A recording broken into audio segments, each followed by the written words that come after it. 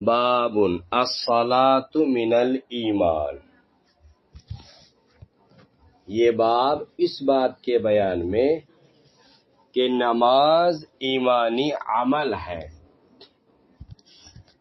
نماز کیا ہے؟ ایک ایمانی کام ہے، ایک ایمانی عمل ہے، یعنی ایمان کامل کے تقاضے سے یہ عمل یعنی نماز پڑھنا وجود میں آتا ہے۔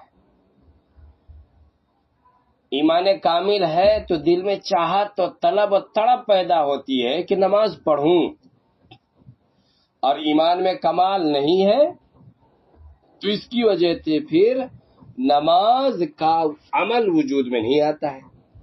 چنانچہ آج 80% مسلمان نماز نہیں پڑھتے کیونکہ ایمان میں ان کا نقص ہے۔